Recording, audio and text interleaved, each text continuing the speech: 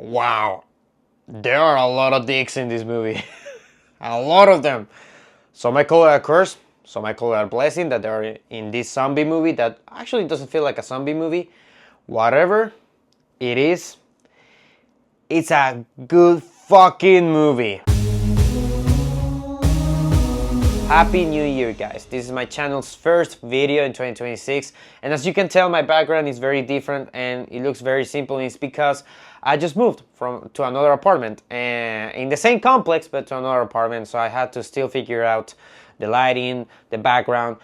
But let's just talk about 28 years later, The Bone Temple, which finally has arrived to theaters this week. I unfortunately couldn't watch 28 Years, the first one that came out last year. I just didn't have the time, and of course I couldn't review it.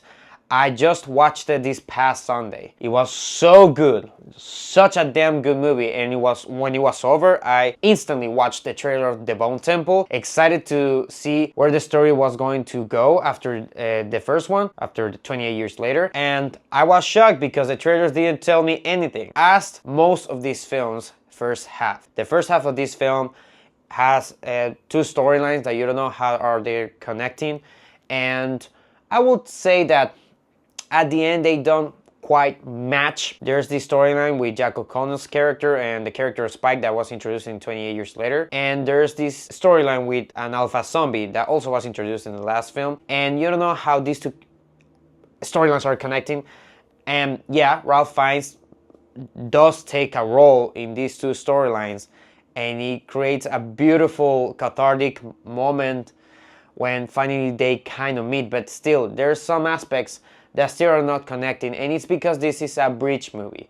This is a bridge movie between 28 Years Later and the next one that is coming out, whoever the fuck knows, but it does feel like that. And still, it was amazing. I had to give a round of applause to all the filmmakers working in this movie. I know I don't usually say that. DaCosta, Danny Boyle, Alex Garland, these producers, these writers, this director, DaCosta, they are doing a lot of crazy shit with this franchise, but at the same time they're trusting the audience a lot because, like I said, for the first half of the film, genuinely I didn't know what the movie was going. I genuinely didn't know what the movie was about. Once a character is looking at the Bone Temple from a distance, from that moment I knew what the movie was going to be about. DaCosta is a great director. The last film she made was The Marvels, which, yeah, no. But there's a good thing about that movie. A very important thing, and that's the directing. The directing of The Marvels is actually pretty good. The action sequences of that movie are really well handled, and she brings it all in this movie. And the acting, Ralph Fiennes, his character is easily my favorite character in this franchise already. It's so endearing and not crazy, but crazy. Like, it's not crazy because he's in this world. What else he's going to do in this world? What other choice does he have? In this world you cannot go to the theater to watch a movie. What else is there to do here? And he's a doctor, so the character is so interesting in that aspect, but he seems like a good guy.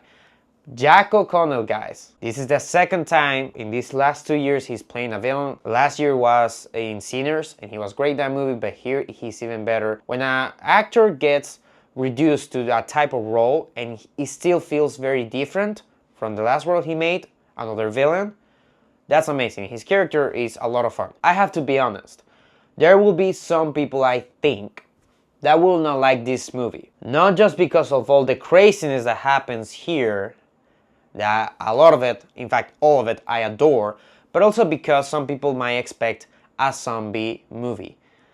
It really doesn't feel like that. There are scenes, very small scenes, that they start to feel a little bit forced, because you can tell that they are like, okay, some people might expect zombies, so we have to play some scenes here of people just fighting some zombies or surviving some zombies that last like 30 seconds or a minute. Because this film genuinely feels like that subgenre of horror called folk horror, because there's a lot of it here. And again, that might set some people off, even though there are some small scenes of zombies here and there. If you tell someone, let's go and watch a zombie movie, that someone, even though will receive those little scenes, they're gonna be disappointed by this. My biggest issues, like I say, it does feel like a bridge movie, and there are some aspects that clearly need a third movie to feel fulfilling, because right now it just feels kind of disconnected. I love all that stuff with the alpha zombie that they do in this movie, but I just feel that it didn't get to a place that I felt connected with the main storyline in this movie. The character Spike also. I adore that character from the first movie, and the actor is amazing, and he's still amazing here. But the problem is that the character in 28 Years Later, Bone Temple, he doesn't do all that much in this movie. And when the movie started, I was genuinely excited to see what he was going to do because he's in this situation. And because Alex Garland is such a unique writer that makes such unpredictable movies, I was excited to see what he was going to do. And he doesn't do anything in the movie, really. Like, yeah, he just kind of survives for most of the film. And that was kind of disappointing. Of course, oh my god. Sorry, I forgot. This is a spoiler-free review. Damn it. That's why I haven't told you the synopsis of this film, because I think that will be a spoiler. But I was about to tell you a spoiler. Jesus.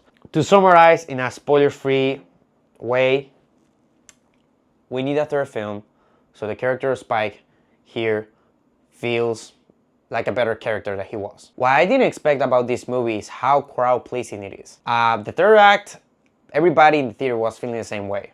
They were just so happy and so excited for what they were watching. And I love those theater feelings that you get with a lot of people, with a crowd. That everybody is feeling the exact same way the filmmakers want them to feel.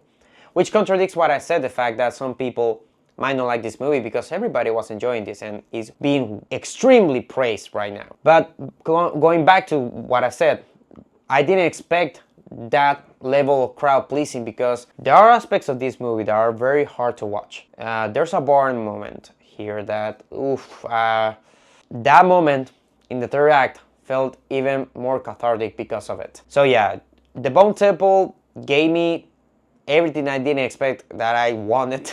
Now, out of the 428 movies, this one is probably the one that I'm going to be the most biased because it's the only one I ever watched in the theater. And really is the best way to watch it. It's not in an IMAX format, it's not in a special format, it's in a standard theater, and it still felt big and epic, strangely. And hard to watch sometimes, and very cool to watch sometimes. I'm gonna give 28 Years Later, The Bone Temple, an 8 out of 10. Guys, next week there's a special video coming out in my channel, an announcement that will change my channel. And I'm sure if you have seen my channel, if you are subscribed to my channel, if you aren't, you're still gonna be excited. Because we're gonna do something this year that I'm sure a lot of you will like to participate. That's how hyped you should be for this announcement. So guys, as always, thank you for watching and take care of your time.